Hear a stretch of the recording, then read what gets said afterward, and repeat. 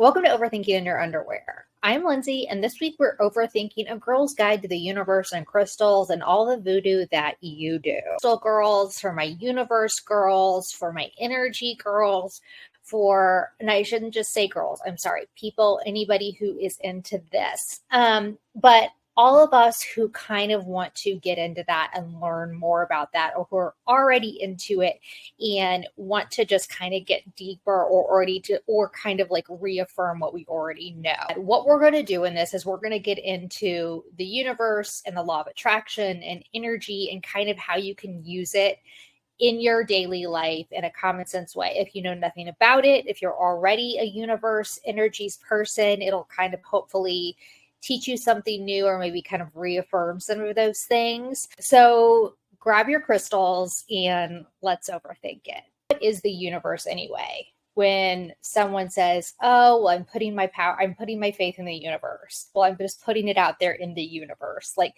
people say that and it's like the squishiest word ever. Like that is the squishiest, right? Well, I mean, the universe could be, if you're religious, it could be your guy in the sky. It could be God, right? I think you can talk about the universe and still have a faith in a higher power. You could still believe in an afterlife. It can really mean anything you want it to mean. It can just mean putting your faith in something else beyond you. And if you say universe and it means something else to you, that is fine too. My understanding of the universe is, let's say I put an intention out there, and we'll get to this a little bit later, but let's say I put an intention out there that I want to get a promotion at work. I put an intention out there that I want to get in a promotion at work, and I put my faith in the universe that it's going to happen. Through meditation, I say, I am putting my faith in the universe. I want this promotion. I'm meditating on it. I'm feeling it. I'm feeling the energy. I want to get this promotion. And then I slack off at work. I show up late. I'm mouthing off to my boss. You can't expect to get that promotion if you are not putting the action behind it to make it happen. You have to put it out to the universe, and then you have to follow up with energy and action to make it happen. You have to coexist and co-work with the universe. It is on you as much, if not more, with the universe to make it happen. So it's as much faith and as much hope and as much common sense as it is anything. So it's not just this crazy voodoo of sitting in lotus pose and going, I'm going to get that promotion. It's also working really hard. It's also taking that initiative. It's also doing the things you know you need to do to get that promotion. There's this parable I love that says a boxer's in the ring and he is just getting pummeled, punch after punch after punch, totally brutalized. And he looks up at God or the universe and he says, you've got to get me out of this. You have got to get me out of this. And God or the universe looks down and says, I will, my son, but first you've got to throw a punch. And that's how it works with this universe business. The universe is here to help you and the universe is here to guide you, but you've got to take a swing. You've got to work with the universe too. So the law of attraction, I've heard some girls, I use the word girls a lot, and I know it's kind of an antiquated term maybe for some of you, so please just forgive me. Come for me in the comments, whatever you want. I've heard some girls on TikTok doing like the lucky girl syndrome thing, and it's very similar. It's very similar to the law of attraction. If you want to call it that, I think that's fine.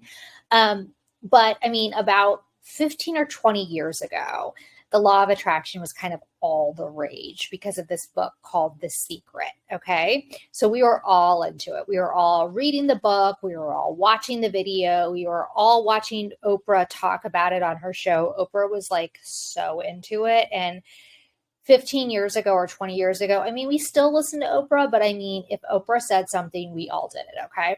From my like limited understanding, people could have anything they desired simply by like thinking it into existence, just by like thinking it. And a particular example I remembered was on the video of The Secret. This woman talked about how she wanted a shiny red Corvette. And so she thought about it and it showed up in her driveway. And I was like, wait, this story has so many plot holes. She just thought about wanting a Corvette and it showed up in her driveway. I would be frightened. I'd be like, where did this come from? Did someone steal a car? Like, I need to know more about this car. Is there papers? Like, what is happening? But like, that was literally the explanation on the video. Like, that she just woke up and then there was the car. She was like, great, and driving around. So I was like, okay, that's weird. So that's literally how we were explained back like 15 years ago. Like, that's just how you manifest, right? If you want $100,000, just think about it, then go out to your mailbox and there will be $100,000. And it's like, okay, okay, I have faith, but I'm also not insane. So I really wanted to get into this because I mean, I wanted a red Corvette. I wanted $100,000 in my mailbox. But then I got like deeper, at least, into the law of attraction and manifestation, and I understood it a little bit better. And again, we come back to that action and that common sense. And really what the law of attraction is about is like, if your mother has ever said to you, that attitude isn't going to get you anywhere, she was right. She was oh so loosely giving you a lesson in the law of attraction. Like attracts like.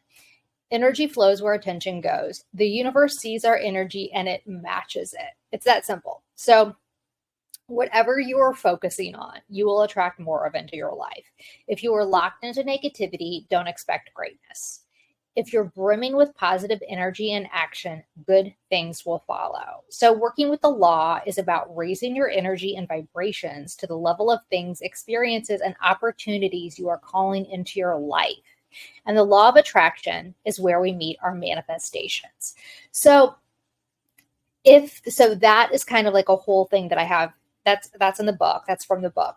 But it's really common sense when you start to think about it. If you walk into work brimming with negativity, do you think you're going to get in a fight with your coworker?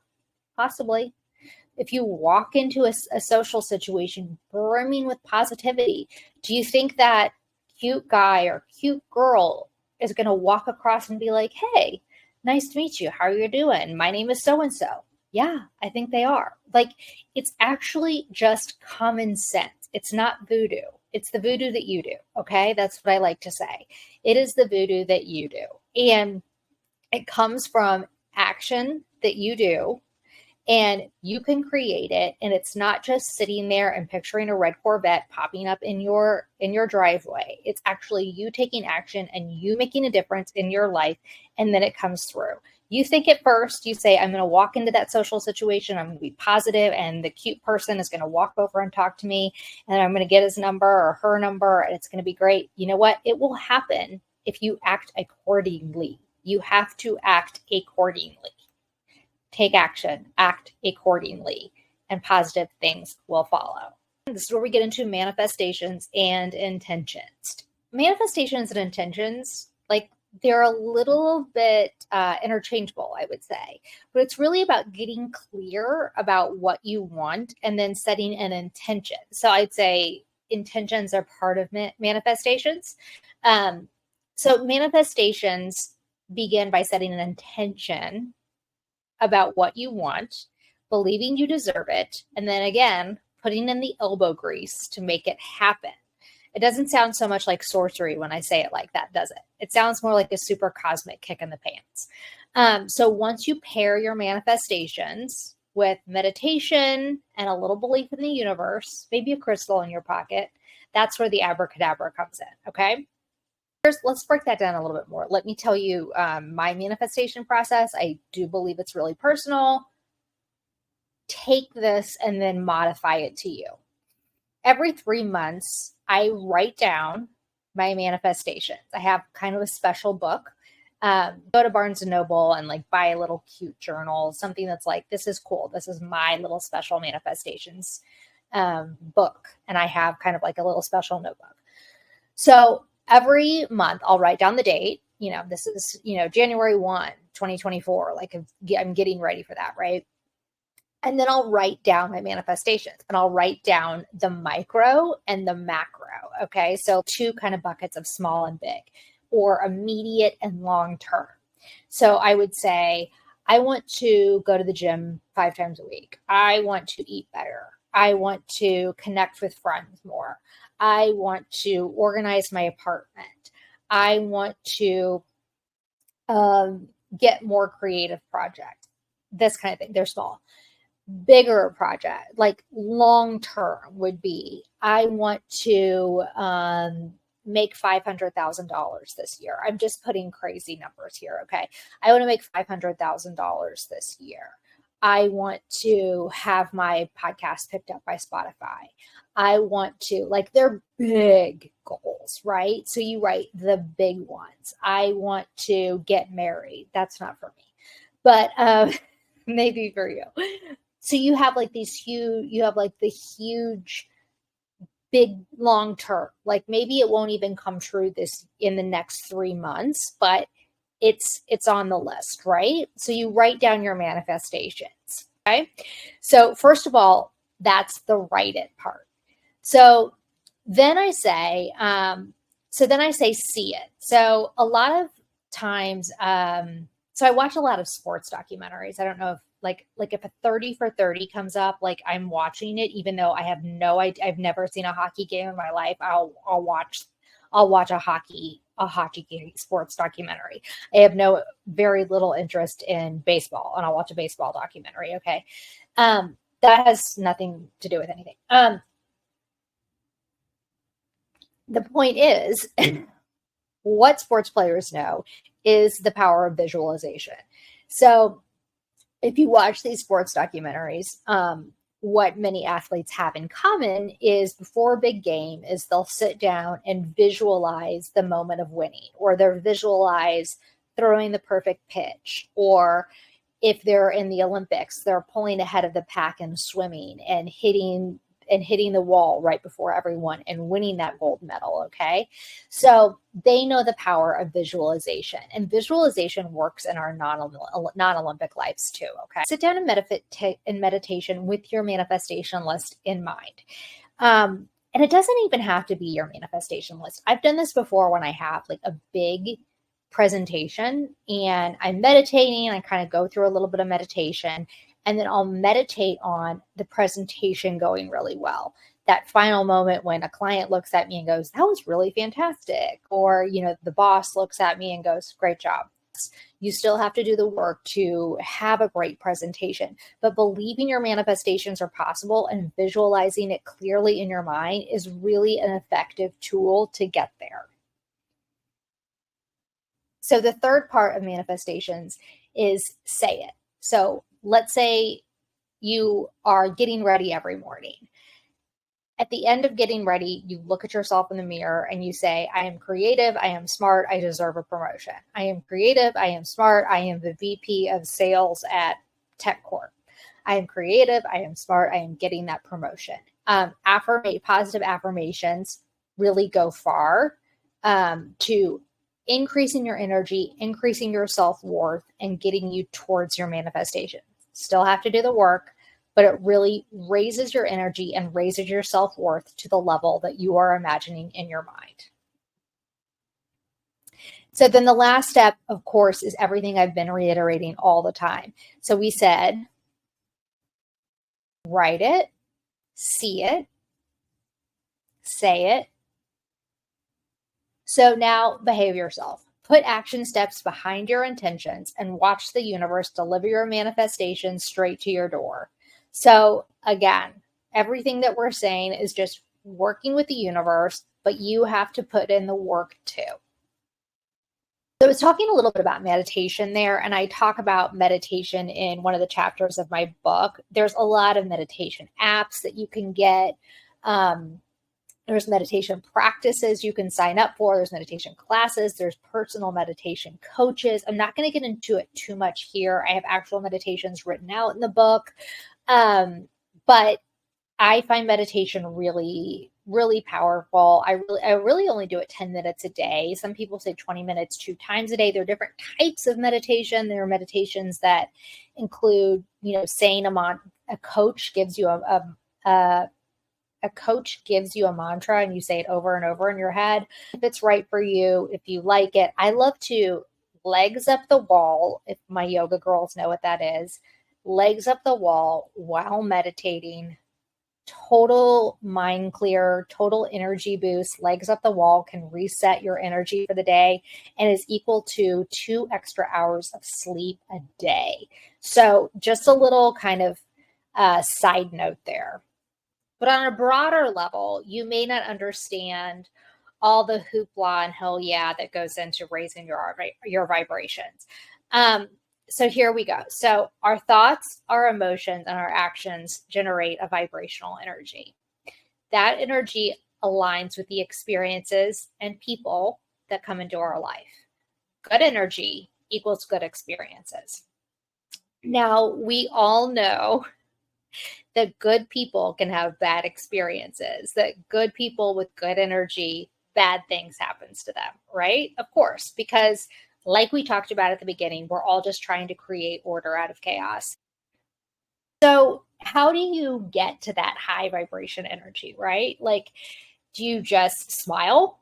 Is it just about smiling? How do you get there? So here's a few things. Gratitude is a great way to raise your energy. And I've absolutely done this. I did this recently. I was like, just a little bit TMI. I was around my time of the month, which always puts me in a mood. And I was just like, I don't know, I'm just kind of in a mood.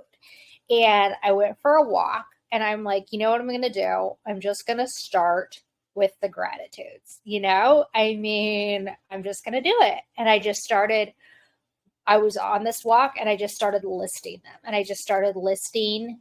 I don't care who you are or what is going on. You can go, I'm thankful for my dog. I'm thankful for this weather. I am thankful for the bed I have to lay in tonight. I am thankful for this power bar I'm about to eat. There are people that don't have the most basic things. So it's kind of like our manifestation list, like from the small to the big. I am thankful for this walk I am on. I am thankful for the job I have. I am, just go through your gratitudes. And by the end, your energy will be raised. And it really was. I was in a better mood. My energy was up. Just start listing everything you're grateful for. The second way is to raise your energy is a tough one. It's forgiveness. And what I mean by that is if you're not forgiving, if you're living in resentment, your energy is down here. Living in resentment is an energy vampire. This 1,000-pound weight of resentment and bitterness, your energy is just at the bottom of the ocean, right? So forgiveness is an absolute weight that will just shoot you up in your energy. So it's a tough one, but it's a vital one. It's a vital concept to raising your energy. So when someone acts badly or treats you badly, understand that the storm brewing for them is much worse than the clouds you observe on the surface. That's a fancy way to say choose empathy over anger. It's also a fancy way to say hurt people hurt people. Understand that they are in pain and use compassion as a way to release you from this matter. So leave the situation in a way that honors your thinking and your character and be the bigger person. Raise your vibration and excuse yourself from the toxic ties of this situation. Just say, I'm not going to let this pull me down. And I know what a bad place they are in. And I'm not going to meet them there. I'm not going to live there with them in this toxic place. I forgive them. I release myself from this and I let it go. Josh Billings said, there is no revenge so complete as forgiveness. So playing with your vibes and playing with your energy is definitely takes practice. It definitely takes practice to raise your energy and kind of live in a higher vibe place. I will tell you that for sure. Some of you are already doing it, and that's great. But you may be thinking, this is all great. All these like little movements are great, but like really explain it to me. So, okay, I will. Let's walk through it. So let's say on your manifestation list, you have making partner at your law firm. And right now, you're ho-humming your way through the day. So that manifestation, partner in your law firm, doesn't match the energy of what you're putting out. Okay. So you need to change your energy to match partner at your law firm. That means doing the work that we all talk about, right? That means meditating, putting some affirmations that we talked about, some visualization. I talk about this in the book. I haven't talked about it on here. Changing your inner monologue to positivity, stopping negative chatter, and maybe practicing some gratitude. Is there any forgiveness you need to do? That kind of thing. Raising your energy. And then, of course, behaving in a way that matches partner in your law firm. Do you need to put in some extra effort? Are you behaving like a partner in a law firm, right? Like, are you putting the action behind the manifestation that you want to achieve, right? Are you doing the work too? So that's what it means to raise your energy to the level of the thing that's on your on your manifestation list. If you're down here in a low vibration place, you're showing up late for work, you're going out drinking every night, you're doing all these things, you're sitting there thinking about how you're unworthy and don't deserve to be a partner in a law firm, you're not going to be a partner in a law firm. So that's what it means to change your energy to match the thing on your manifestation list. So I hope that makes sense. I think it does. So Carl Jung says, one does not become enlightened by imagining figures of light. I love that because it means what we've been saying. You have to put actions behind your intentions, behind your manifestations, do the voodoo that you do, and make your manifestations happen. Raise your energy. Okay. So that was just a little bit of thinking on manifestations and energy in the universe and the voodoo that you do. And there's a lot more in my book. Just to wrap this up, this, like, I came by all of this, like, very honestly, like, throughout my life, like, depression is something I could access more easily than the PIN number on my ATM. Okay. So I definitely have always been searching for, like, what's the off ramp, right? Like, what is the cheat code that we all need? Is it the universe? Is it energy? Is it manifestation? Is it meditation? And looking back, there were times I could chant every mantra and shout affirmations at the top of my lungs, and it wouldn't have changed how I felt, right? So at a certain point, I went through the motions to get healthy. You know, I changed patterns in my life. I changed drinking patterns. I changed dating habits. I changed work and career things I was doing. But what I realized was I'd gone through the motions to get healthy, but the last thing I had to change was my mind. And what I mean by that was like my inner monologue and my self-worth and meditation and my relationship with the universe. When it comes to happiness in the universe, it's equal parts action and a little bit of magic and belief in the universe. So that's what I leave you with. And I hope that all of this helps. I hope you pick up the book too for some further overthinking and listen to the rest of the podcasts if you missed any of them.